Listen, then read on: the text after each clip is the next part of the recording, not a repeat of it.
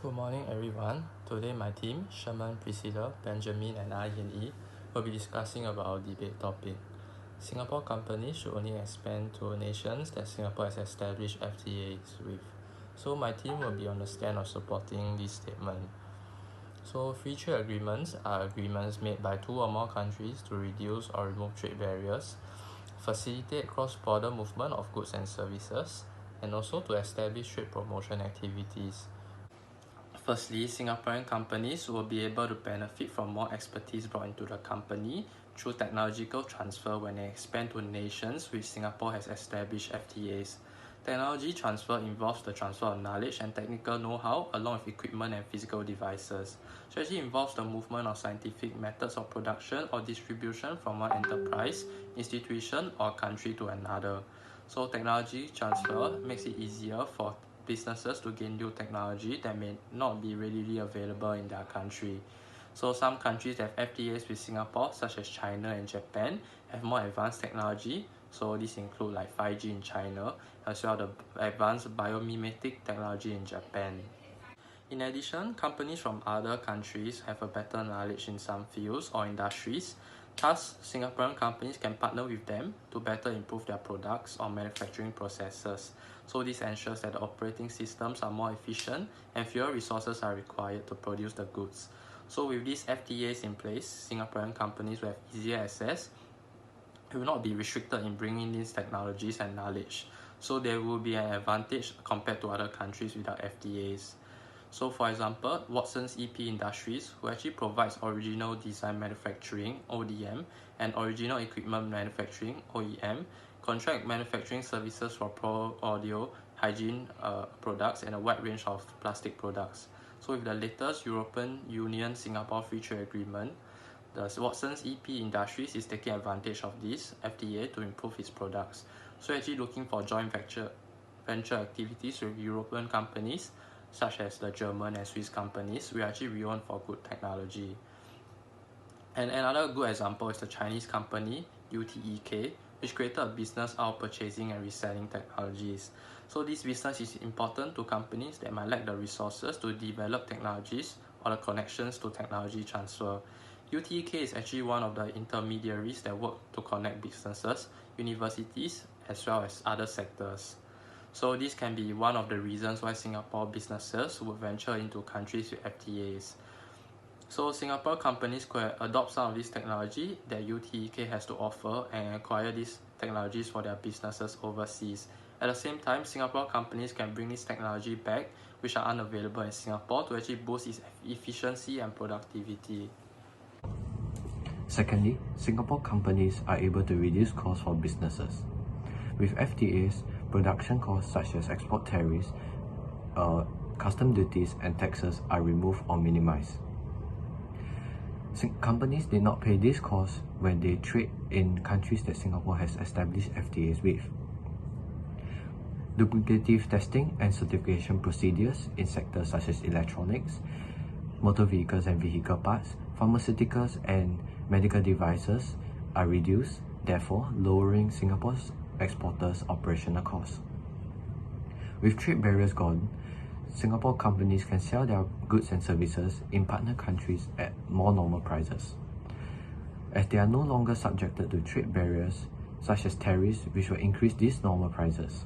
When the cost of exporting increases, Singapore companies will find it harder to sell the products as they have to make up for the high cost of exporting by increasing the price that consumers have to pay for, essentially losing out to local competitors who are selling similar products at more normal prices, which consumers would take preference over. Therefore, Singapore companies will be provided with a more equal footing to compete with local competitors when FTAs are signed between Singapore and other countries. One example would be Singa Plastics, which have taken advantage of FTAs.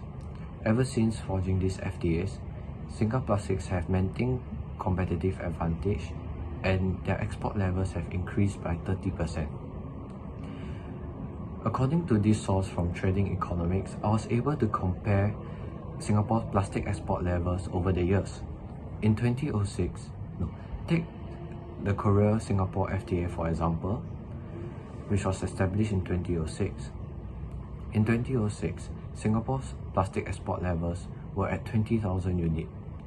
However, ever since the FTA was signed in 2006, Singapore's plastic export levels increased to 27,000 units. This shows a 35% increase in plastic export levels before and after the FTA was signed.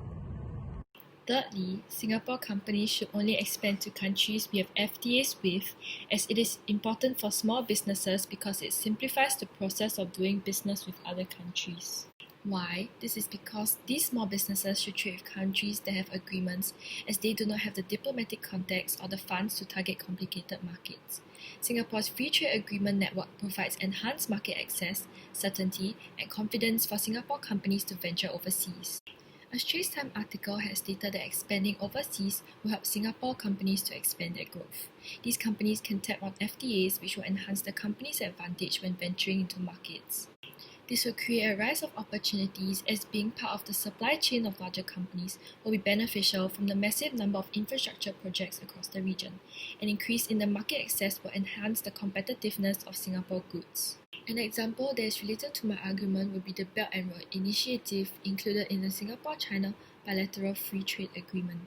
This initiative is to strengthen China's connectivity with the world. It provides opportunities that will be versatile and applicable to SMEs as it enhances their diplomatic contacts. With their limited finance and technological resources, Singapore companies can explore their relevance to B&R and seize opportunities to partner with larger firms. Let's take Itom Security Group as an example. The Singapore-based security services company has been keeping close relations with Huawei, the second largest handphone manufacturer in the world, and other large Chinese local enterprises. By teaming up with these large entities, which have deep connections to the local state political and commercial machinery, the group has started gaining interest from its client base, majority of them being the top 500 largest US corporations to serve as a security vendor to access risks.